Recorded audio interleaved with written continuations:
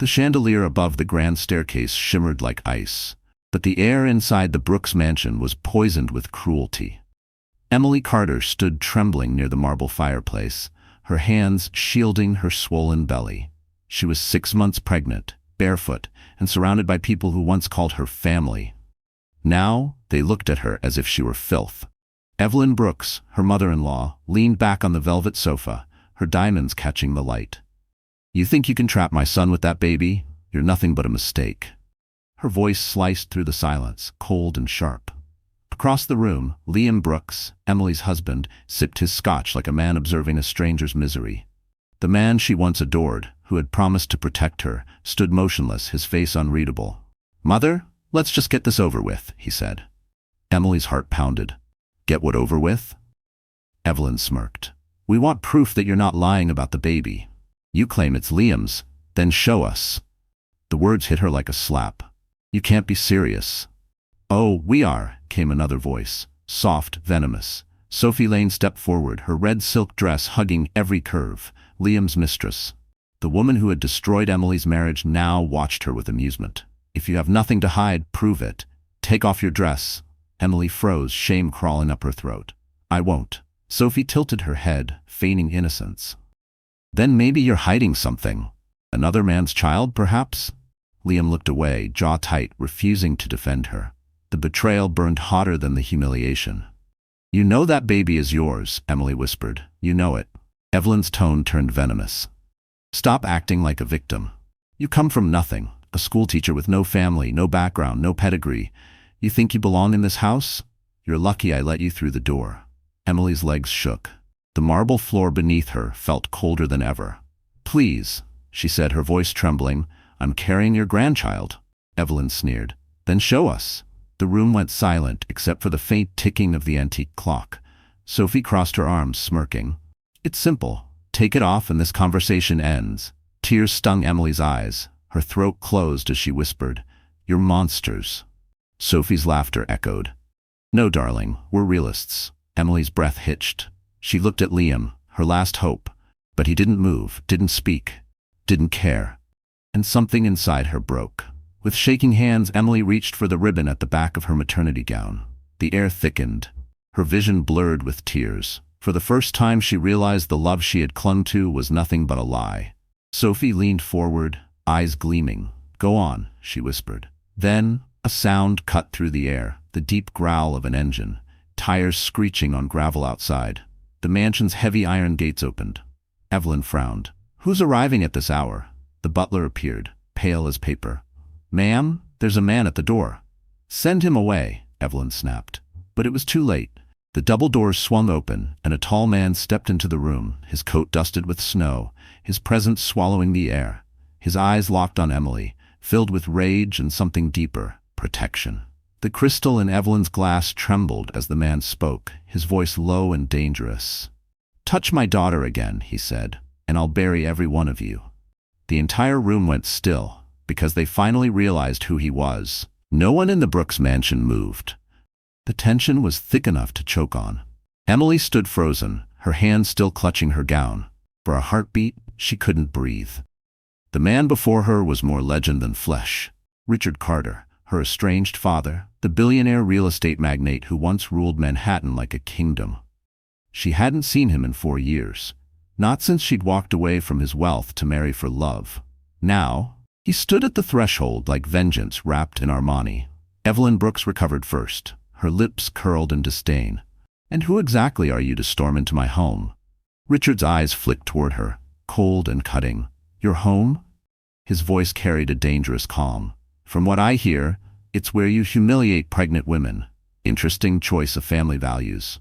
Sophie shifted uneasily, clutching her silk shawl. "This is a private matter." Richard stepped forward, his polished shoes clicking on the marble floor. "It became public the moment you made her cry." He turned to Emily, his expression softening for a split second. "Sweetheart, are you all right?" The sound of that word, sweetheart, nearly undid her. "Dad," she whispered, her voice trembling. "How did you?" He brushed a tear from her cheek. "I should have come sooner." Then turning back to Liam, his tone turned to steel. Are you the husband?" Liam swallowed hard. "Mr. Carter, I?" Richard cut him off. Don't speak unless you're prepared to tell the truth. He glanced around the room. I own this house now, bought it an hour ago. A collective gasp rippled through the room. Evelyn's face drained of color. You? What? I warned your bank 2 weeks ago, Richard said coolly. When your family's debt crossed 8 figures, I made an offer. They accepted this afternoon. Liam's voice cracked. That's impossible. Richard's eyes hardened. Son, the only thing impossible here is your dignity surviving tonight.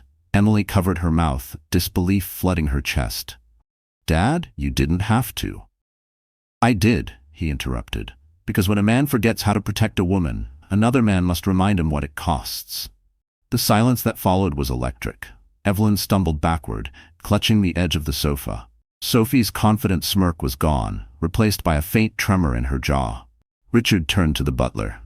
Get my daughter's belongings. She's leaving with me. Evelyn snapped. You can't just take her. He shot her a look that could freeze fire. Try stopping me. Emily's eyes welled with tears. Dad, I don't want a scene. This isn't a scene, Emily, he said gently. It's closure. He took off his coat, revealing a tailored charcoal suit and a Mont Blanc pen clipped to his pocket, a subtle emblem of power. You were forced to stand in this room while these people tried to strip you of your dignity. I won't let them take another second from you. Liam took a hesitant step forward. Richard, listen. Mr. Carter to you, he snapped, and you should start listening to your lawyers.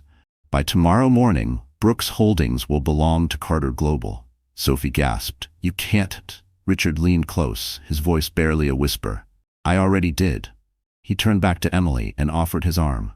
Come, sweetheart, you're going home. She hesitated, her hand trembling as she placed it on his sleeve. Dad, thank you. He smiled faintly, eyes glistening with something softer than power, pride. You don't thank a father for loving his daughter, you just remember who you are. As they walked toward the door, Richard paused and glanced back. Oh, and one more thing, he said calmly. The security outside, they work for me now. The guard stepped into the doorway, blocking the Brooks family in silence. And for the first time, Emily realized she wasn't powerless anymore. The city blurred past the tinted windows of the black Mercedes as it sped toward Manhattan. Emily sat beside her father, still trembling from everything that had happened. The rhythmic hum of the engine filled the silence between them. Outside, snowflakes danced under streetlights, softening the chaos of her thoughts. She stared at her reflection in the glass, a pale, exhausted woman with tear-streaked cheeks and eyes that once held hope. Richard watched her quietly. You haven't changed, he said finally. You still try to carry the world alone. Emily forced a small smile. You didn't come to my wedding. His jaw tightened. I didn't approve of the man you married. I warned you he wasn't worthy. And you were right, she whispered. But I wanted to believe love was stronger than money.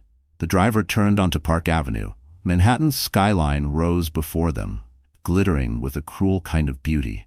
The same city where Richard Carter had built his empire. Emily used to love this view when she was little, sitting on his lap as he pointed to the towers he'd helped create. Tonight, it felt like a reminder of everything she'd lost trying to live like someone ordinary. Her mind drifted back to when she'd first met Liam. It had been at a charity art auction in downtown Chicago, where she was working as a volunteer curator. He was charming, confident, full of stories about ambition and destiny. He'd told her she had eyes that made chaos look calm. She'd fallen fast, drawn to his hunger for success, not realizing it would one day consume him. In those early months, they lived in a tiny apartment above a bookstore. They didn't have much, but Liam would cook pasta on Sundays and dance with her in the kitchen to Sinatra songs. She remembered laughing until her cheeks hurt, believing that happiness was something you built with love, not money.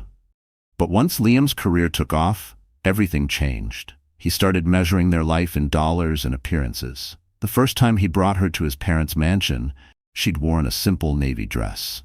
Evelyn Brooks had looked her up and down and said, "At least you're polite. That's something." That night, Liam told her not to take it personally. "My mother just wants the best for me," he'd said, brushing it off with a smile. But as the years passed, the smiles faded. He began coming home late, smelling of perfume that wasn't hers. When she asked questions, he accused her of being paranoid. Then came Sophie.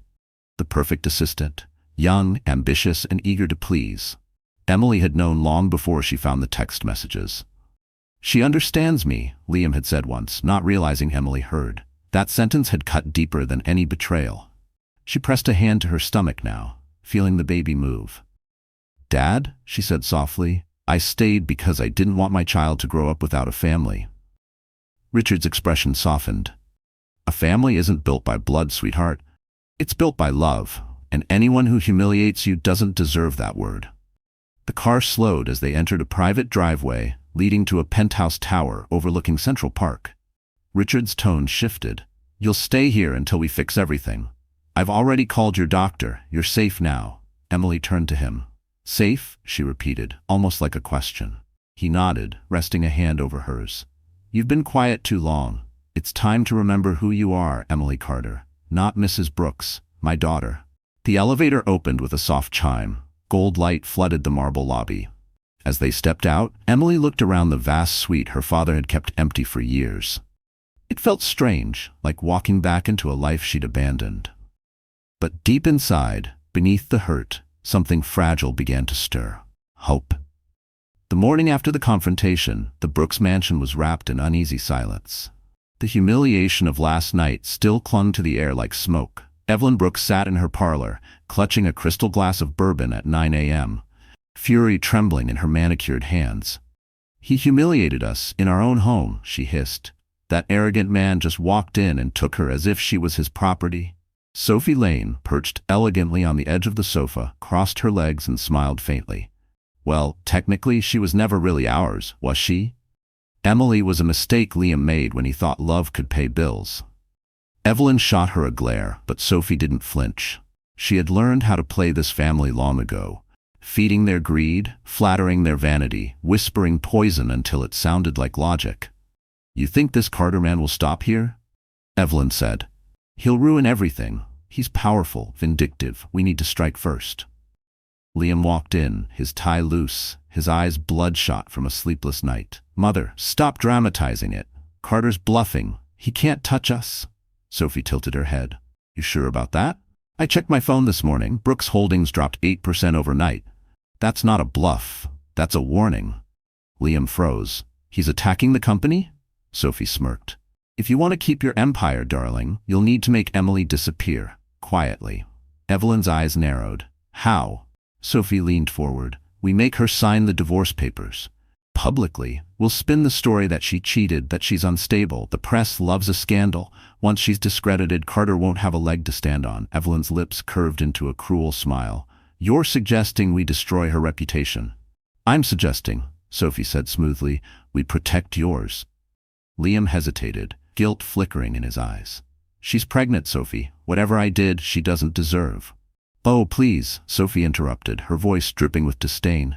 "She's milking that pregnancy for pity. You think she's some saint? Wake up. She married you because she thought you'd save her. Now that her daddy's back, she'll use his billions to destroy you." Evelyn nodded, feeding off the venom. "Sophie's right. That girl has always been trouble. She humiliated this family by marrying beneath her station, and now she brings shame again. We end it before she destroys us." Liam's phone buzzed. It was an unknown number. He hesitated, then answered. "Hello?" A voice on the other end was calm and male. "Mr. Brooks, this is Carter Global Legal Division. We'll be reviewing your firm's acquisition history this week. Please prepare all financial documents." Liam's stomach dropped. "What? You can't." The line went dead.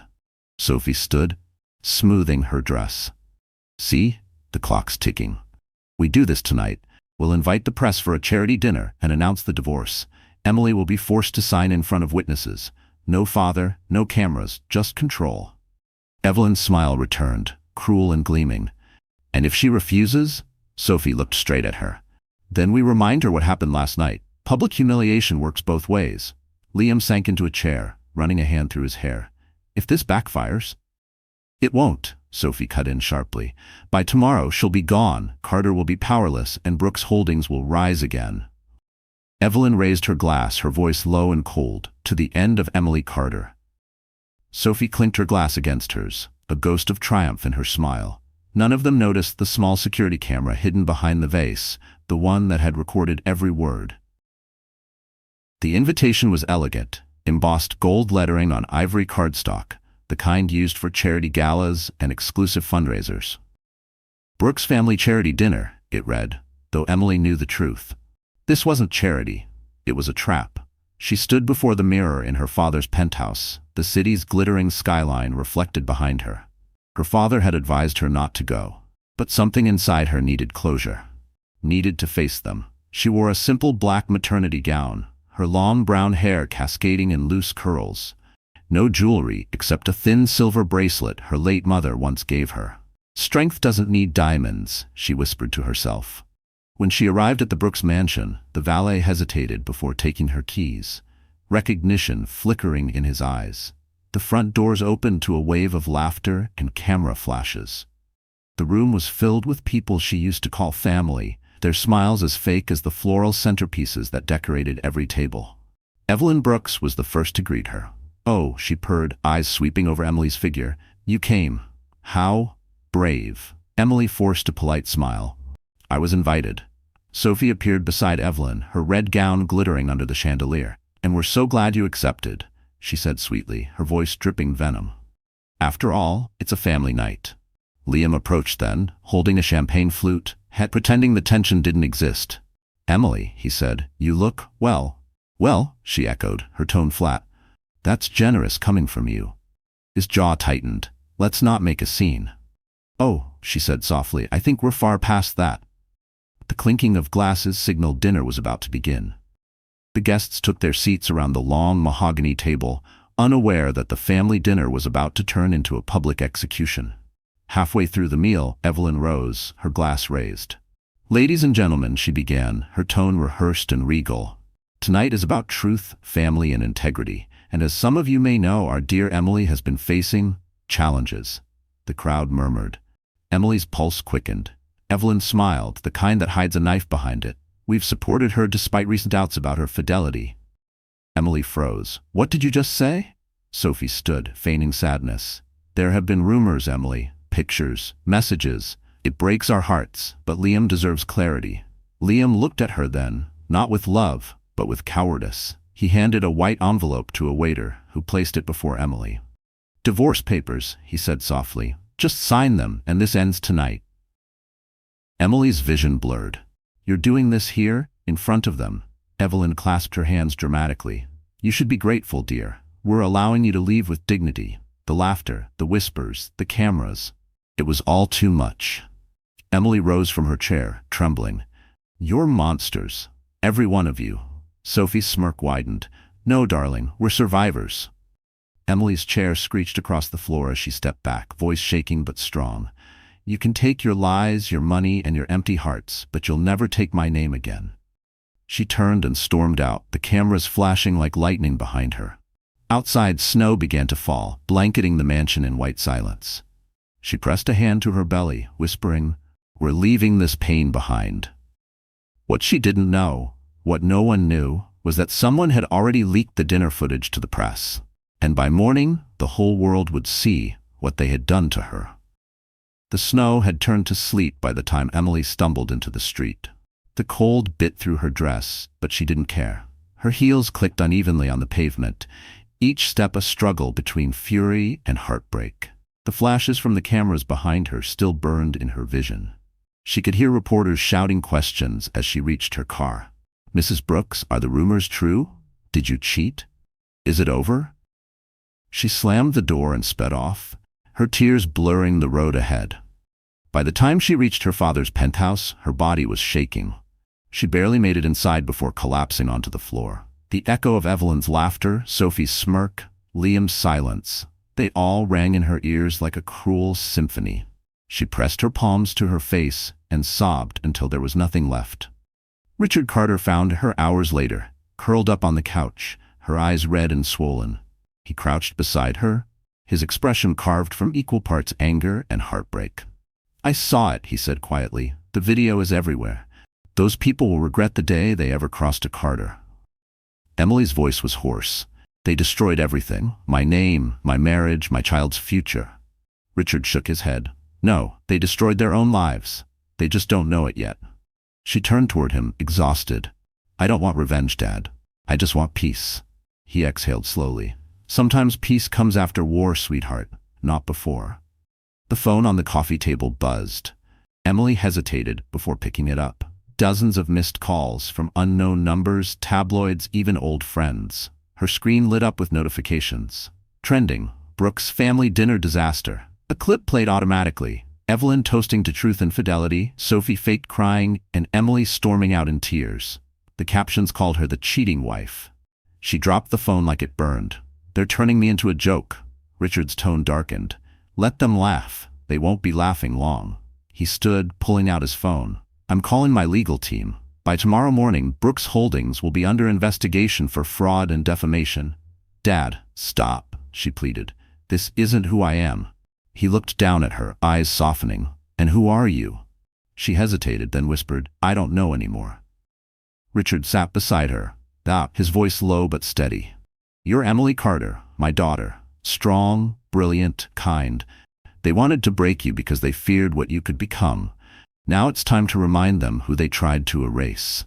The sound of rain against the glass filled the silence. Emily leaned back, her hand resting on her stomach. The baby kicked gently, a small reminder of life amid the wreckage. She smiled faintly. He's stronger than I am. Her father's lips curved slightly.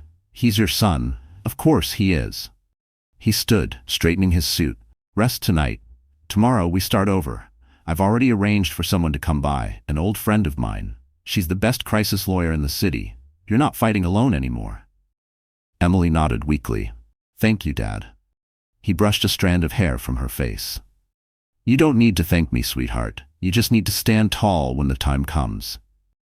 As he walked toward the elevator, Emily stared out at the city lights. Somewhere below, the Brooks mansion glimmered faintly in the distance, her old prison of love and lies. She whispered into the quiet room, You think you've broken me, but you haven't.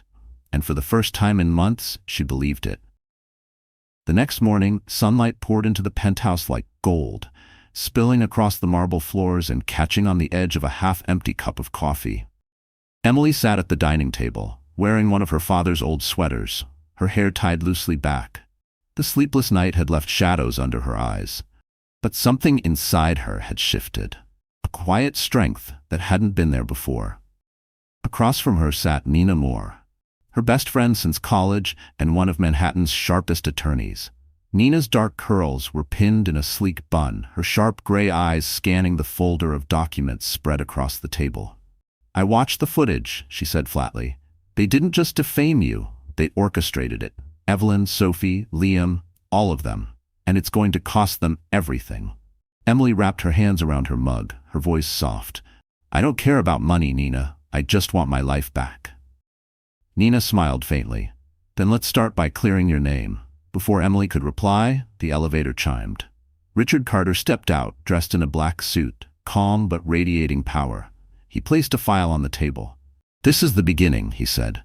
Brooks Holdings board is collapsing. They over-leveraged their real estate portfolio. By the end of the week, I'll own controlling shares. Emily's eyes widened. Dad, you can't just... Yes, I can, he interrupted. And I will. But this isn't only about revenge. There's something you need to know. Something I've kept from you for too long. Nina exchanged a wary look with Emily. What is it? Richard hesitated, the weight of years settling in his expression. When your mother passed, she left behind a trust, a substantial one. It was meant for you, but I locked it away. I wanted you to learn to live without it, to find love that wasn't built on wealth. Emily frowned. A trust? He nodded. Not just money, half of Carter Global's future shares, in your name.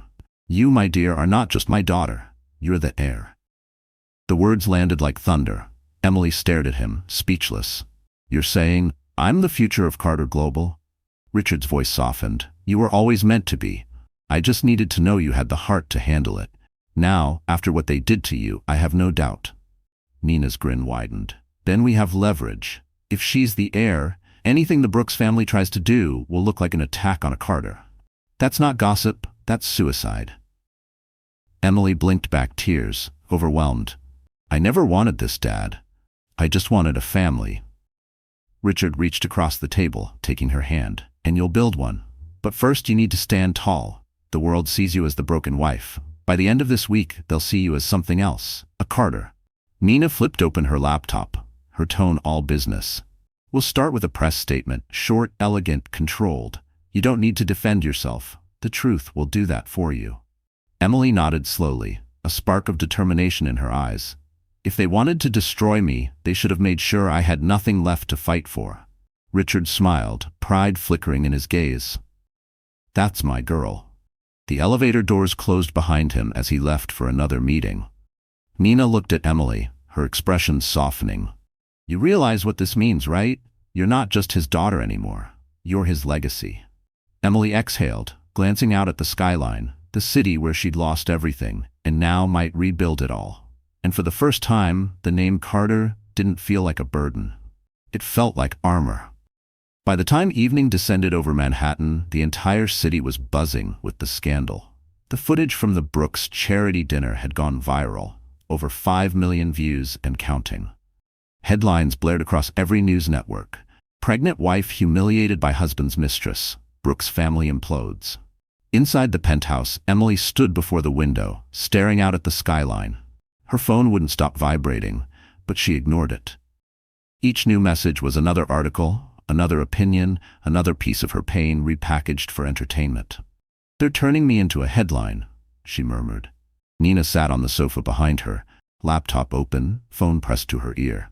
Yes, I understand, but my client isn't giving interviews, she said firmly. No, she won't appear on talk shows. She's not here to feed the media circus. She ended the call and sighed. They're circling like vultures. Every outlet wants a quote. Emily turned, her expression calm but resolute. Then give them one. One sentence. The truth doesn't need defending. Nina smiled. That's cold. I like it. The elevator chimed.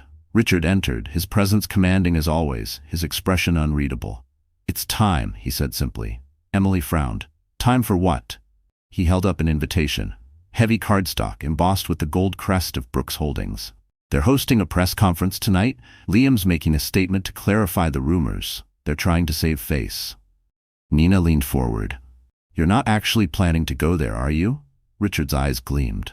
Oh, she's not just going. She's ending it. Emily hesitated. Dad, they'll twist everything. They always do. He placed a hand on her shoulder. Not this time. I've arranged everything. Just walk in, look them in the eye, and let the world see who they tried to destroy. An hour later, the sleek black Mercedes pulled up outside the Plaza Hotel, where the press conference was being held.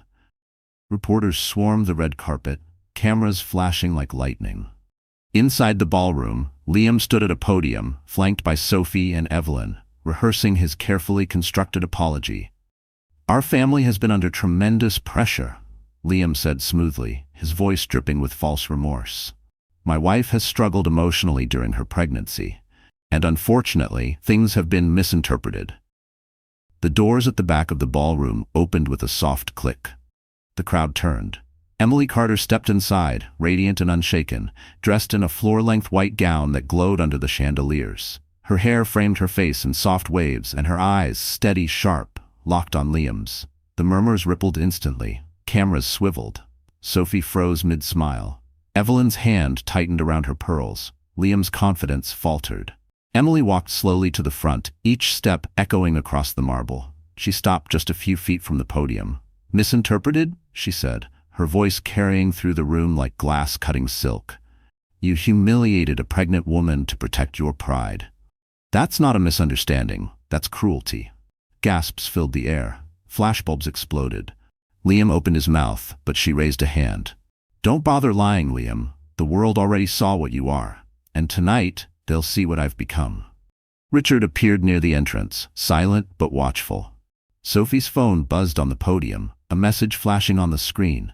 Breaking news. Carter Global acquires Brooks Holdings. Evelyn's face drained of color. Liam's hand trembled. Emily leaned closer to the microphone. You once said I had nothing without your name. Turns out your name belongs to me now. The crowd erupted. Cameras flashed faster, reporters shouting questions. Emily turned, chin high, and walked toward the exit, her father waiting at the door.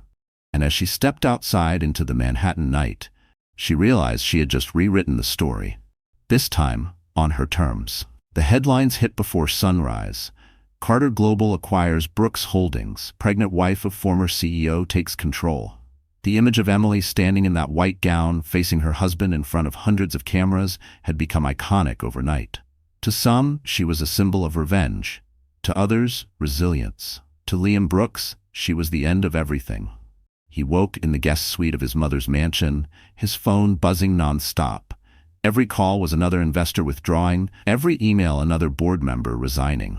Sophie lay beside him, mascara smudged, scrolling through her own phone with trembling fingers. "They're tearing us apart online," she muttered. "Do you realize what this looks like? You let her walk in there and destroy you." Liam's voice was hoarse. "She set me up. Her father planned this." Sophie laughed bitterly. "No, Liam, you planned your own fall the moment you treated her like she didn't matter." He slammed his fist on the nightstand, the lamp toppling over. "I lost everything because she couldn't handle a little pressure." "Pressure?" Sophie snapped. "You humiliated your pregnant wife in front of the world. What did you expect her to do? Applaud?" Downstairs, Evelyn Brooks paced the living room, a half-empty glass of brandy shaking in her hand. "We're ruined," she whispered. "Everything your father built, gone. That man bought us like we were toys." Liam stormed in. "Mother, calm down. I can fix this." Evelyn laughed, the sound hollow. "Fix it? You can't fix being owned, Liam. We're finished. She's a Carter now, and we're a cautionary tale." Outside, the press had gathered by the gates, their cameras trained on the crumbling Brooks estate. Helicopters circled overhead, capturing the fallen dynasty in real time. The once proud family who had looked down on everyone else now couldn't even face their own reflection. Meanwhile, across the city, Emily sat in her father's office at Carter Global, the weight of the morning's headlines heavy in her hands. "I didn't mean for it to go this far," she said quietly. "I just wanted it to stop." Richard studied her carefully. "Sometimes, justice looks like destruction. You didn't destroy them, Emily. You exposed them." Nina entered, holding a tablet. "You might want to see this." She pressed play. The screen showed footage from the Brooks Mansion's security cameras, the hidden feed that had captured Evelyn, Sophie, and Liam plotting the dinner humiliation. Emily's stomach turned. "Where did you get this?" "Anonymous source," Nina said, her eyes glinting. "Probably someone inside their staff. It's enough to clear your name completely and destroy theirs permanently." Richard nodded slowly. "Release it." Emily hesitated. "No, not yet. I don't want to become what they are." Her father looked at her, pride flickering in his gaze. "Then what do you want, sweetheart?" She took a deep breath, her hand resting gently on her belly. "I want to rebuild. For him, for me, for peace." Outside the tall windows, the Manhattan skyline glittered beneath the morning sun, a symbol of endings and beginnings. Emily stood, her reflection merging with the city below. "Let them have their noise," she said softly. "I'll build my silence into something stronger." Back at the Brooks estate, Liam sat alone in the dark, the remnants of his empire fading with each breaking headline. On the television, Emily's calm face appeared during a brief press statement, her words simple and steady. "The truth doesn't destroy. It reveals." Liam's eyes filled with tears he refused to shed. And in that moment, he finally understood what real power looked like, and it wasn't his anymore. Weeks passed. Winter loosened its grip on the city, and Manhattan began to thaw beneath the pale warmth of early spring. For the first time in months, Emily Carter woke to silence that wasn't heavy. It was peaceful. Sunlight poured across the soft white linens of her new home overlooking Central Park. The walls were painted in gentle cream tones, the nursery next door filled with quiet lullabies and the faint scent of lavender. Her father had offered her everything: private security, a team of assistants, a driver, but Emily asked for just one thing: space.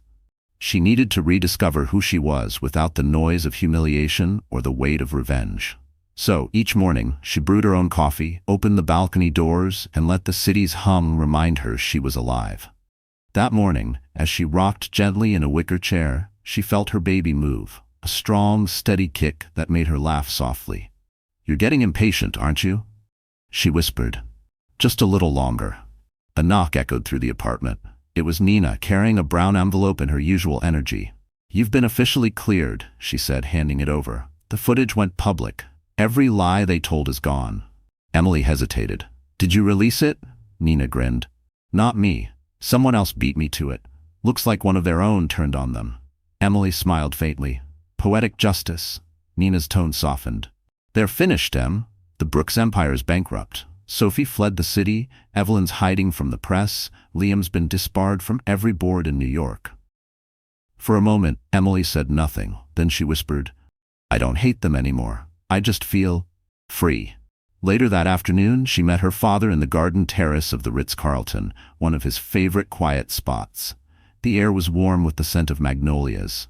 Richard Carter, usually a man of steel and strategy, looked uncharacteristically content. You look different, he said, studying her. I feel different, she replied. For the first time, I'm not surviving. I'm living. He smiled, setting down his coffee. You know, I spent years thinking strength meant power, wealth, control. But watching you... He paused, his voice softening. You reminded me that strength is grace under fire. Emily reached across the table, taking his hand. You saved me, Dad. He shook his head. No, sweetheart, you saved yourself. A comfortable silence settled between them, broken only by the rustle of leaves and distant city noise. When he left for a meeting, Emily wandered through the garden, lost in thought. Her phone buzzed, an unknown number. She hesitated, then answered. Emily? Liam's voice cracked through the line, quiet and broken. I know you don't owe me anything, but I needed to say I'm sorry. I ruined everything. You were the best thing that ever happened to me. She closed her eyes, exhaling slowly. You're right, she said gently. I was. He said nothing. She ended the call. That night, under the soft glow of the nursery lights, Emily held her newborn son for the first time. He was small, warm, perfect, the future in her arms. Tears filled her eyes, not from pain but from healing. She whispered to him, You'll grow up knowing love, not fear, dignity, not shame. Because your mother learned the hard way that no one defines you. You define yourself. Outside, the city sparkled, alive, endless, forgiving. And as dawn broke over Manhattan, Emily Carter smiled for the first time without sorrow, her past behind her and her legacy just beginning. Spring had fully awakened in New York, and with it, a new rhythm pulsed through Emily's days. Her son, Noah, was now 3 months old. Healthy, strong, and already the center of her world. Every morning she fed him by the window, the skyline stretching endlessly beyond. For the first time in her life, she felt grounded. But beneath that peace, something sharp and deliberate was forming. Purpose. She wasn't just Richard Carter's daughter anymore. She was Emily Carter. The woman the world had watched break, rise, and reclaim her name. And now, she was ready to wield the power that came with it. That morning, Nina arrived at her penthouse, a folder tucked under her arm. You ready to finish this? She asked, dropping it on the coffee table. Emily nodded. Let's do it. Inside the folder were documents, detailed reports of Brooks Holdings' illegal transactions, fraudulent accounts, and falsified audits. The very foundation of the Brooks Empire had been built on corruption. Richard's team had uncovered everything. Nina flipped through the papers. Once this goes public, they're done. No recovery, no reputation, no empire. It'll wipe out every last shred of the Brooks legacy. Emily hesitated, her gaze on her son's tiny fingers curled against his blanket. Do you ever think revenge feels too easy? Nina smiled faintly. Revenge isn't easy, Em. It's justice wearing high heels. Emily let out a quiet laugh, then exhaled. Okay. Let's make it right. That afternoon, she joined her father in the boardroom at Carter Global. The room was all glass and power, overlooking Park Avenue, filled with the quiet hum of ambition. Richard stood at the head of the table, flanked by attorneys and executives. Are you sure you're ready? He asked, his tone softer than usual. Emily met his eyes. I'm not doing this for anger. I'm doing it for closure. Richard nodded, pride flickering in his expression. Then it's time. The press release was short, surgical, and devastating. Carter Global announces full acquisition and dissolution of Brooks Holdings due to evidence of corporate misconduct and public defamation. Within hours, the news exploded across media outlets. Stock values plummeted, investors fled. The Brooks name became synonymous with disgrace. In the mansion that once echoed with arrogance, Evelyn Brooks screamed at her son across the dining hall. You did this. You let that woman destroy us. Liam, disheveled and defeated, stared blankly at the television, where Emily's face filled the screen. She was giving a short statement outside Carter Global headquarters. Calm, poised, radiant. "I don't celebrate what's happened," she said to reporters. "But I believe the truth has a way of healing everything it touches, even when it burns first." Sophie sat in the corner, her phone buzzing with rejection after rejection from agencies that no longer wanted her. "It's over," she muttered. "No one will touch us." Evelyn's voice cracked. "She ruined us." Liam stood slowly, his face hollow. "No, Mother. We ruined ourselves." Back in Manhattan, Emily stood by the tall glass windows of her father's office, watching the sunset bleed across the horizon. She felt the weight of victory, but it didn't feel like triumph. It felt like release. Richard joined her, placing a hand on her shoulder. "You've done what many couldn't. Faced your pain and turned it into power." She turned to him, her eyes steady. "Now it's time to turn that power into something good." He smiled, proud and wistful. "Then let's build something new."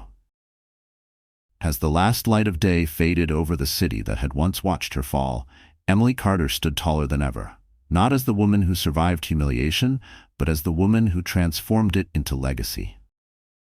And for the first time, she wasn't fighting the storm, she was the calm after it.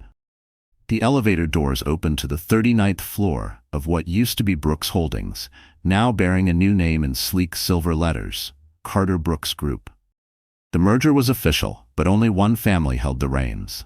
Emily stepped out, dressed in a tailored white suit that whispered quiet power. Her heels clicked against the marble floor as employees turned to watch. The woman whose strength had rewritten every headline. She was no longer the pregnant wife they pitied. She was the woman who survived, rebuilt, and returned to claim her throne. Her father walked beside her, dignified as ever, but today he let her take the lead. "This is your meeting," Richard said. "You handle it." "I intend to," Emily replied. Inside the boardroom, the air was heavy with tension. Liam Brooks sat at the far end of the table, his posture stiff, his expression desperate. Across from him, Sophie sat with sunglasses perched on her head, pretending confidence while her hands trembled. Evelyn Brooks was nowhere to be seen. The family matriarch had fled to Europe days earlier, claiming health issues. "Thank you for coming," Emily began, her voice steady but sharp. "I know this must feel uncomfortable." Liam cleared his throat. "Emily, please, we don't need to make this public. Whatever you want, money, properties, we can work something out." She smiled faintly. "I already have everything I want. Control." Sophie shifted in her seat. "You can't just take a company because your daddy bought it, Emily. That's not leadership. That's pity." Emily's gaze cut through her like glass. "You're right, which is why I'm not keeping it. I'm rebuilding it, from the ashes you two left behind." She turned toward the group of executives seated around the table. "Effective immediately, Brooks Holdings will become a division of Carter Global, focusing on sustainable real estate development. Anyone who wants to stay and work with integrity, you're welcome to stay. Anyone who doesn't, the door's open." Liam's jaw tightened. "You can't just walk in here and erase decades of my family's work." She looked at him calmly. "Watch me." A murmur rippled through the room. Richard leaned back, observing his daughter with quiet satisfaction. She had learned the art of control, not through intimidation, but through certainty. Emily turned to Liam again. "You once told me I was nothing without your name. Turns out your name only had value when I carried it." Liam's eyes glistened, his pride unraveling. "Emily, I made mistakes. I was weak. But I loved you. Maybe part of me still does." Her face softened for just a second, then hardened again. "Love isn't cruelty in disguise, Liam. You don't get to rewrite history because it suits your guilt." Sophie stood suddenly, her voice rising. "You're enjoying this, aren't you? Making us beg." Emily stepped closer, her voice calm but lethal. "No, Sophie. I'm teaching you what it feels like to face the truth without hiding behind lies." The door opened, and Nina walked in, carrying a sleek folder. She handed it to Emily. "Everything's finalized," she said. "The transition is complete." Emily nodded, then glanced around the room. "This meeting is over. Carter Brooks Group belongs to integrity now. Remember that." As she turned to leave, Liam's voice broke through the silence. "Emily, wait." She paused at the doorway, not looking back. He swallowed hard. "Do you ever think about what we could have been?" She exhaled softly. "Every day. And then I remember what we were." Without another word, she walked out, the door closing behind her with a decisive click. Inside that room, the empire Liam once ruled finally collapsed. and outside it, Emily Carter took her first full breath of freedom. The video leaked at dawn. By 8 a.m., every major news network was broadcasting it. Sophie Lane's voice, sharp and unmistakable, filled the screens of millions of viewers across the country. We'll make her sign the divorce papers. Publicly. We'll spin the story that she cheated. Once she's discredited, Carter won't have a leg to stand on. The footage was crystal clear, captured by the security camera hidden behind the vase in Evelyn Brooks's parlor. There was Sophie, smirking. Evelyn nodding. Liam silent, and every word was damning. By noon, #Sophie Lane Exposed was trending nationwide.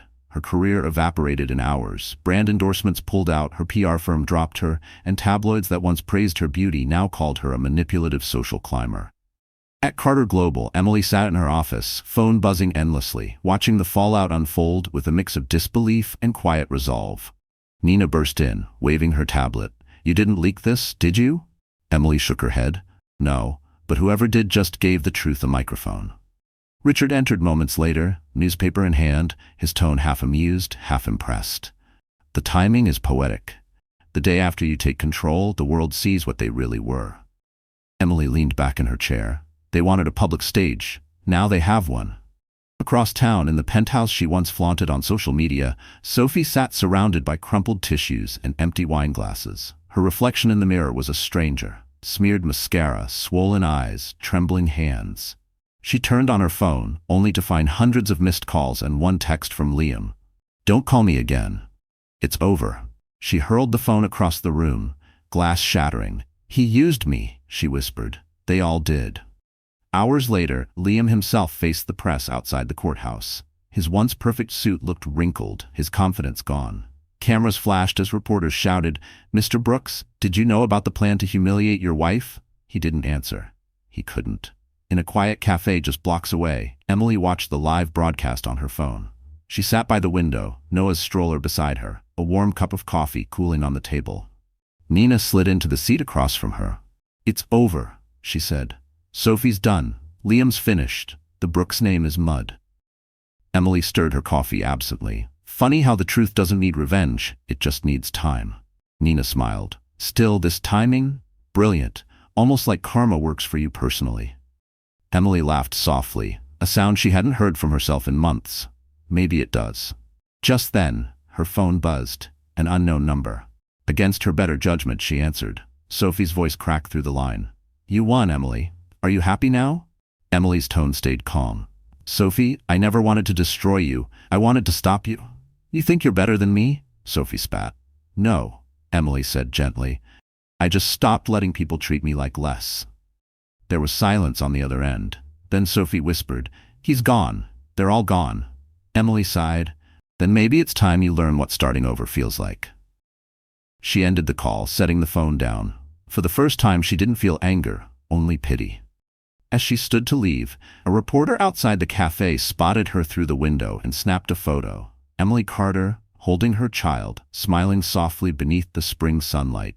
By evening, that image was everywhere. The caption read, "Grace after the storm." And as the world turned its back on the lies, Emily finally stepped into the peace she'd earned. The Brooks mansion, once a symbol of old money, prestige, and ruthless ambition, now stood half empty. Reporters camped at the front gate, drones hovering above the marble fountains that no longer ran. The once impeccable lawns were unkept, the family crest removed from the iron gates. The empire that had looked untouchable was now just another cautionary tale. Inside, Liam Brooks sat in the darkened study, the curtains drawn, surrounded by unpaid bills and unopened letters. The shelves that once held trophies and investment awards were bare. The sound of his own breathing was the loudest thing in the room. On the television across from him, a news anchor spoke with grim precision. "Brooks Holdings, the former real estate powerhouse, has officially declared bankruptcy. Allegations of fraud, defamation, and manipulation have resulted in a full federal investigation." Liam stared blankly. He didn't even flinch when Sophie's face appeared on the screen next, paparazzi surrounding her as she tried to hide behind sunglasses. "Sophie Lane," the reporter continued, "is under review for tax evasion and falsified PR contracts. Former associates claim she used charity donations to fund personal expenses." He switched the television off, the silence that followed heavier than before. A knock broke the stillness. He didn't answer, but the door opened anyway. Evelyn Brooks stepped in, her once perfect posture wilted, her pearls replaced by trembling hands. "Liam," she whispered, "they froze my accounts. Everything's gone." He didn't look up. "Sell the house." "This house," she gasped. "Your father built this home. It's our legacy." He laughed bitterly. "Our legacy is a scandal on every news channel." She sank into the chair across from him. "Do you ever think maybe we deserve this?" Liam's jaw tightened. "No one deserves to be destroyed like this." "Emily didn't deserve what we did to her," Evelyn said softly, "and yet we did it anyway." Her son's silence was answer enough. Meanwhile, in the Carter Global Tower, Emily stood before a floor-to-ceiling window overlooking the city. The world she'd once been crushed under now gleamed beneath her feet. She wasn't gloating. She was breathing. Nina entered with a folder. "The court finalized it. The divorce is complete. Full custody of Noah, and you're officially cleared of every accusation." Emily took the papers, nodding. "Good. There's more," Nina added. "The government seized the Brooks assets. Evelyn's facing fines. Sophie's been blacklisted. Liam, well, he's got nothing left." Emily's eyes softened. "Nothing?" Nina nodded. "He sold the mansion. He's staying in a hotel under a fake name. No one's seen him in days." For a long moment, Emily said nothing. Then she whispered, "I don't want to see them suffer. I just wanted the truth."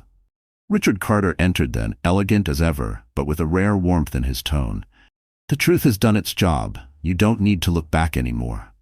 Emily smiled faintly. "I'm not. I'm looking forward."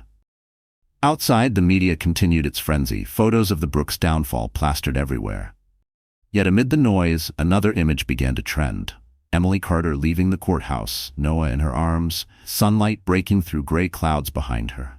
The caption read, "She lost everything and found herself." In a dim motel room miles away, Liam saw that image on his phone screen.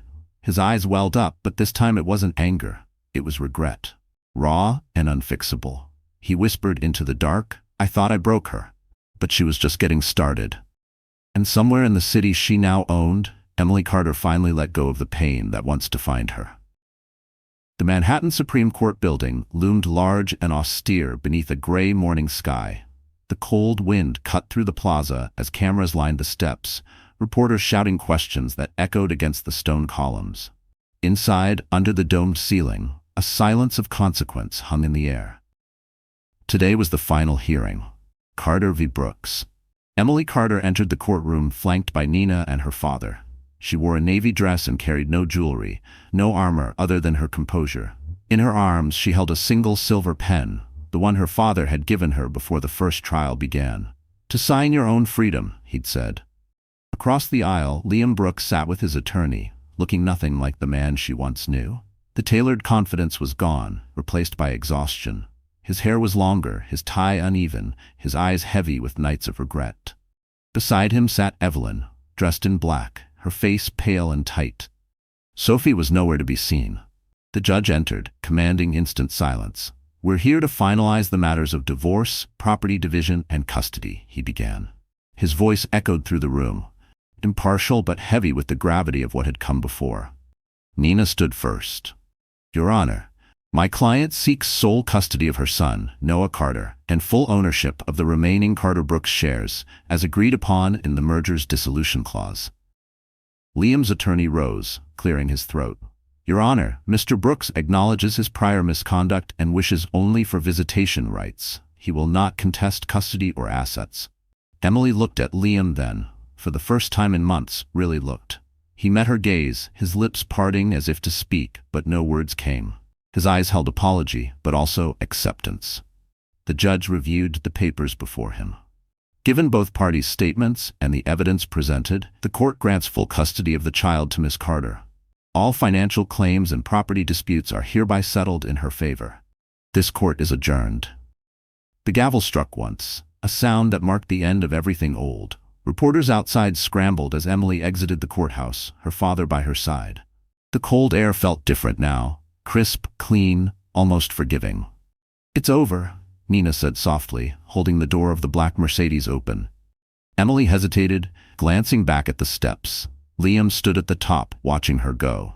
He looked smaller somehow, as though the arrogance had drained from him, leaving only the man she'd once loved and couldn't recognize anymore.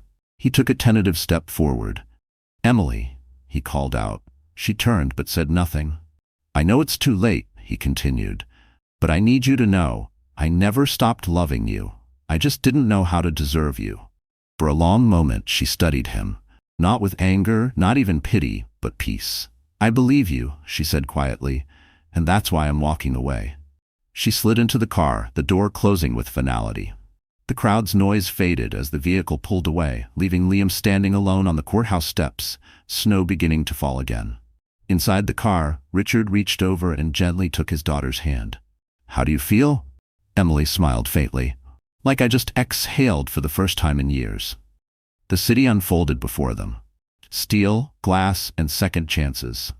In the distance, the courthouse clock struck noon, echoing across Manhattan. And for the first time, Emily Carter wasn't running from her past. She was walking toward her future. The story should have ended in that courtroom. The papers were signed, the cameras had moved on, and Emily finally had peace. But peace, as she was learning, never lasts long when truth still hides in the shadows. It began with a phone call. Nina's voice on the other end was sharp, urgent. "Emily, you need to come to the office right now." Emily frowned, gently rocking Noah in her arms. "What is it?" "It's about Sophie," Nina said, "and her baby." An hour later, Emily arrived at Carter Global. Stepping into Nina's office where two manila folders sat open on the desk. Richard was already there, reading through them with the controlled fury of a man who had seen too much deceit to ever be surprised again. Nina closed the door. "A journalist from the Post reached out this morning. They got their hands on a paternity test Sophie ordered privately last month. She thought it would prove the baby was Liam's." Emily's stomach tightened. "And it didn't?" Nina's expression said everything. "No, the DNA doesn't match. Liam isn't the father." For a moment, Emily said nothing. "Then who is?" Nina slid the second folder forward. "You might want to sit down." Inside were printed text messages, hundreds of them, between Sophie and Evelyn Brooks's second husband, Charles Wentworth, a venture capitalist nearly 20 years her senior. The affair had begun long before Emily and Liam's marriage fell apart. The messages were explicit, manipulative, and damning. Emily stared at the pages, shock tightening her throat. She had an affair with her lover's stepfather. Richard exhaled slowly. "This family could write its own tragedy." Nina nodded. "The media doesn't know yet, but they will. When it breaks, it'll destroy what's left of the Brooks name." Emily stood, pacing the room. "I don't want this to become another circus. I've had enough scandals for a lifetime." Richard's gaze was steady. "You can't stop the truth from surfacing, sweetheart, but you can decide how you'll respond when it does." That afternoon, Emily drove to the edge of the city, where the press had camped outside Sophie's apartment. Reporters swarmed the entrance, shouting questions. She hesitated, watching the chaos from her car. Then, quietly, she slipped inside through a side door. Sophie was sitting on the floor of her living room, knees pulled to her chest, surrounded by unopened mail and shattered glass. Her once perfect face was pale, her hands trembling. Emily closed the door behind her. "You look exhausted," she said softly. Sophie looked up, startled. "Why are you here?" "Because I know," Emily replied. "About the baby, about Charles." Sophie's face crumpled. "It wasn't supposed to happen. He promised he'd protect me. But when I got pregnant, he disappeared. Evelyn found out and tried to cover it up. That's why she pushed the divorce. She didn't want her family's name tied to mine." Emily's heart twisted. "You destroyed me to save yourself." Sophie nodded, tears streaming down her face. "I know. And now I have nothing left." Emily sighed, her voice gentle but firm.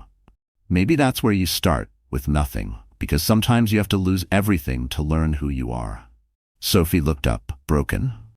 "Why are you being kind to me?" Emily turned to leave. "Because I know what it's like to fall. The difference is, I got back up." Outside, the cameras caught only her silhouette as she walked away into the evening light, her white coat fluttering behind her. And when the news finally broke, the world saw what Emily already knew. Some people destroy themselves long before anyone else does. The city had already devoured the latest scandal. By dawn, every newspaper headline screamed the same revelation: Sophie Lane's baby not fathered by Liam Brooks, affair with stepfather exposed. The Brooks name, once whispered with admiration in Manhattan's elite circles, now stood as a synonym for deceit. Emily Carter watched it unfold from her penthouse balcony, a mug of coffee warming her hands. The skyline glowed beneath a pale sunrise.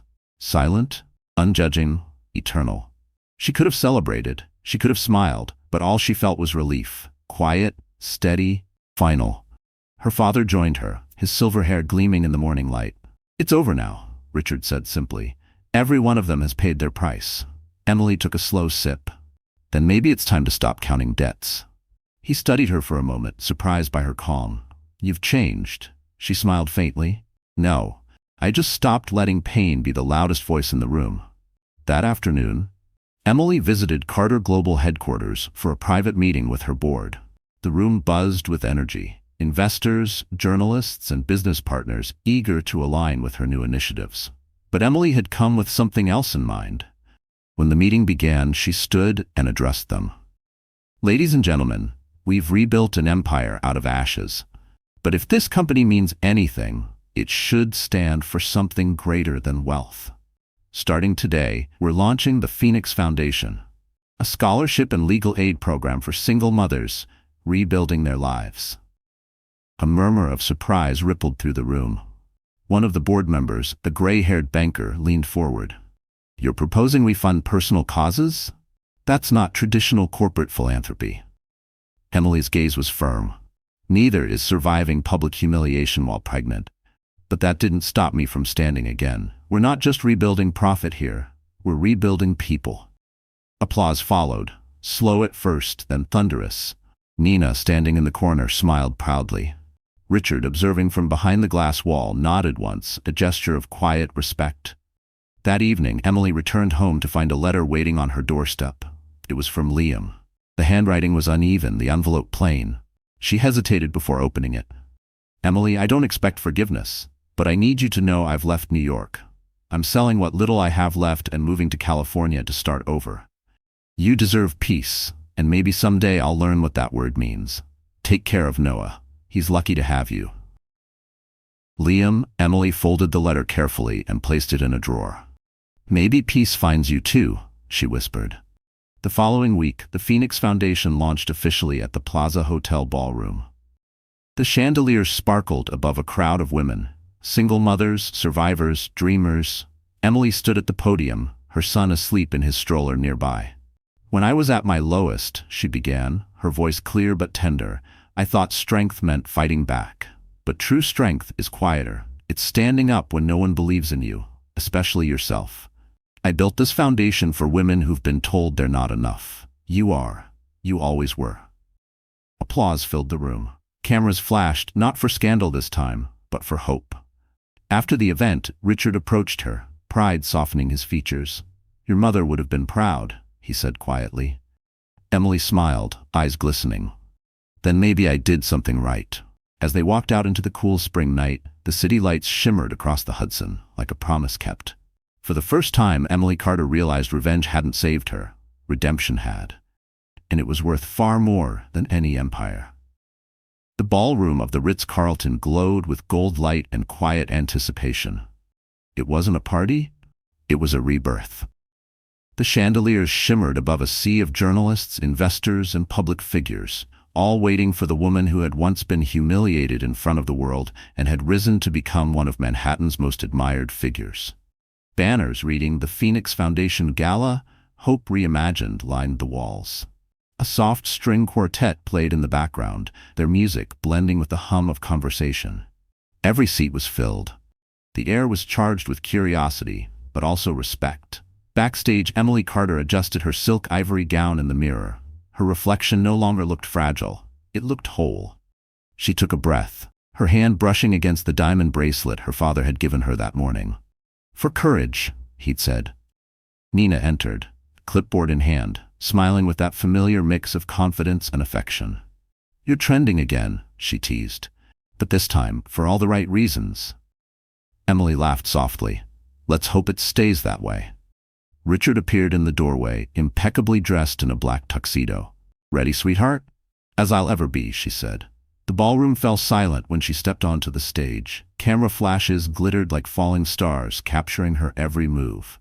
She paused behind the podium, waiting for the noise to fade. Then, in a calm, steady voice, she began. Not long ago, I stood in a room full of people who tried to strip me of my dignity. I thought my life was over. I thought shame would define me. But pain is a teacher, and it taught me that the people who break you are never stronger than the one who rebuilds. The audience listened in complete silence. She continued, her voice firm but warm. The Phoenix Foundation isn't about charity, it's about transformation. It's for every woman who was told she couldn't rise again, for every mother who fought for her child when the world turned its back. I was one of them. And if I can stand here tonight, so can they.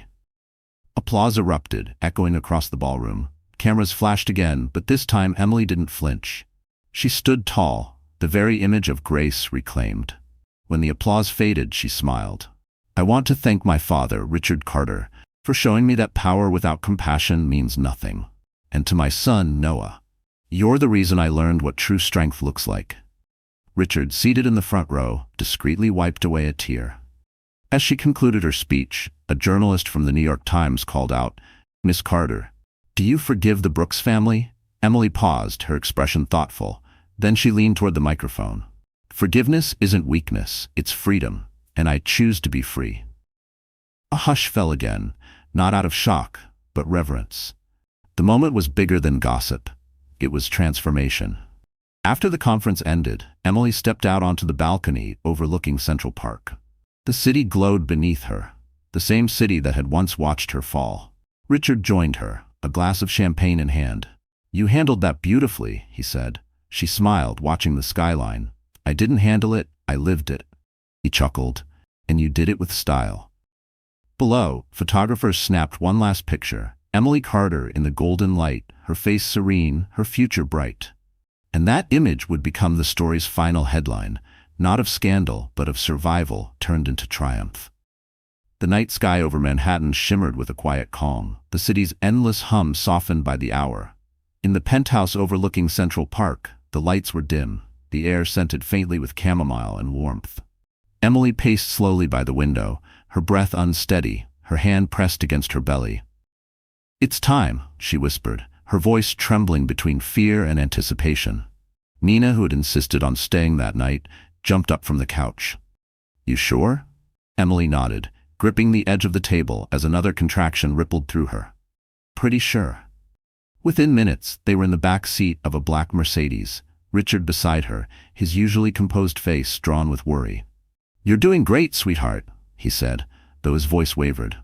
She squeezed his hand, trying to smile through the pain. You built skyscrapers, Dad. I can handle one baby, he chuckled weakly. Skyscrapers don't kick this hard. At Mount Sinai Hospital, the hallways buzzed softly under fluorescent light. Nurses moved quickly, efficiently. Richard stood outside the delivery room doors, pacing like a man unaccustomed to helplessness. Nina sat nearby, texting updates to the family's private group chat, though her fingers shook with excitement. Inside, Emily fought through hours of labor. Between contractions, she thought of everything that had led her here. The humiliation, the loss, the rage, and finally the peace. She remembered Liam's betrayal, Sophie's cruelty, her father's return, the city's judgment. All of it had broken her, and yet it had made her strong enough to stand now, to bring life into the world not out of pain, but out of hope. When the doctor finally said, "One more push," Emily closed her eyes, tears spilling down her cheeks. A cry filled the room moments later. High, raw, perfect. "It's a boy," the nurse said softly, placing the tiny bundle in her arms. Emily looked down, her world shrinking to the size of his small, perfect face. "Noah," she whispered, "welcome home." Richard entered a few minutes later, his eyes already wet. When he saw his grandson, something inside him broke open. The man who had conquered boardrooms, who had faced down empires, suddenly looked fragile. "He looks like you did," he said quietly, "when I first held you." Emily smiled, exhausted but glowing. "Then maybe he'll make better choices than I did." Her father sat beside her, reaching out to touch Noah's tiny hand. The baby's fingers wrapped instinctively around his. Richard swallowed hard. "You made the right ones in the end, Emily. Every single one." Hours later, as dawn began to creep through the hospital windows, Emily lay in bed, Noah sleeping peacefully against her chest. The city outside was waking. taxis, horns, the distant pulse of New York life resuming its rhythm. A soft knock came at the door. It was a nurse holding a small envelope. "Someone left this for you, Miss Carter," she said. Emily opened it. Inside was a simple handwritten note. "Thank you for teaching me what love isn't, Elle." She stared at it for a moment, then smiled faintly and tucked it into Noah's baby book. A memory, not a wound. Richard returned with coffee and a quiet grin. "Ready to take him home soon?" Emily nodded, her gaze soft on the sleeping child in her arms. "Home," she repeated, tasting the word like a promise. The skyline outside gleamed under the sunrise, and for the first time in years, Emily Carter felt completely whole. Because this wasn't the end of her story, it was the beginning of his. A year had passed. Manhattan was bathed in golden spring light, its skyline reflected in the calm waters of the Hudson. In a quiet corner of Central Park, near the cherry blossoms, Emily Carter sat on a blanket with her 1-year-old son, Noah. He laughed as he tried to chase a pigeon, his tiny hands reaching for the air, his giggles cutting through the hum of the city. She smiled, a smile that came easily now, one not shadowed by memory or pain. The wind brushed against her hair, carrying the faint scent of tulips and roasted coffee from the nearby cafe. Her life had slowed, but her heart had never been fuller. Across the path, Richard Carter watched them from a bench, a soft pride in his eyes. He had traded some of his meetings for mornings like this, his empire no longer his only legacy. Beside him sat Nina, now the official co-director of the Phoenix Foundation, their shared project thriving across multiple cities. "You know," Nina said, sipping her latte, "she doesn't even realize she's become the symbol of every woman who ever thought she couldn't start over." Richard smiled faintly. "That's what makes her remarkable. She never wanted fame, just peace." Back on the grass, Emily picked up Noah, pressing a kiss to his forehead. He smelled of baby lotion and innocence, everything pure she'd fought to protect. "One day," she whispered to him, "I'll tell you how hard it was to get here, but not to make you sad, to show you that no matter what happens, you can always stand up again." The sound of footsteps approached. A young reporter, hesitant but determined, stood at the edge of the path, clutching a notebook. "Miss Carter?" she asked softly. "I'm sorry to interrupt. I'm writing an article about the 1-year anniversary of your foundation. Could I ask you one question?" Emily nodded. "Of course." The girl smiled nervously. "If you could tell women watching your story one thing, one truth you've learned, what would it be?" Emily thought for a moment, watching the sunlight play across the lake. Then she said, "That pain doesn't define you, it refines you. Everything I went through, every cruel word, every tear, led me here. Sometimes the storm isn't sent to destroy you, it's sent to clear the path." The reporter blinked, her pen hovering midair. "That's beautiful." Emily smiled. "It's real." As the young woman walked away, Richard approached with Nina, carrying coffee and a small box tied with a blue ribbon. "From the Carter Global Board," he said. "They voted unanimously to rename the headquarters." Emily raised an eyebrow. "Rename it?" Nina grinned. "The Emily Carter Building, for your resilience and for reminding everyone that compassion can rebuild anything." Emily's eyes glistened. "Dad." He placed a hand on her shoulder. "You earned it, sweetheart." They sat together as the sun began to set, the city glowing gold around them. A warm breeze rustled the cherry blossoms, petals drifting gently through the air like snow. Noah squealed with laughter as the petals landed on his tiny hands. Emily leaned back, her gaze lifting toward the sky. "You know," she said softly, "I used to think my story ended the day they broke me, but now I see it was just the beginning." Richard smiled, watching his daughter and grandson beneath the fading light. And as the last rays of the sun melted into the Manhattan skyline, Emily Carter closed her eyes, no longer haunted by the past. Because she had rewritten her ending into a beginning the world would never forget. So, my dear friends, that's how the story ends.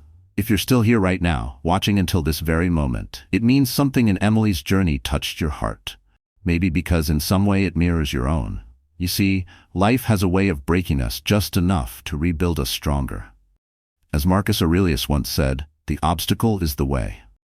Every pain, every betrayal, every sleepless night, it's not the end of your story. It's the lesson that leads you home. Emily's strength wasn't born from revenge. It was born from choosing peace. She learned, as we all can, that healing doesn't mean forgetting. It means forgiving, moving forward, and reclaiming your worth. No matter what's been taken from you, you can rise again, not as who you were, but as who you were meant to be. If this story moved you, even just a little, give it a like. Share it with someone who might need a reminder that they're not alone. And if you haven't yet, hit that subscribe button, because there are more stories waiting. Stories of pain, power, and rebirth, just like yours. Stay strong, stay kind, and remember, you are the hero of your own story.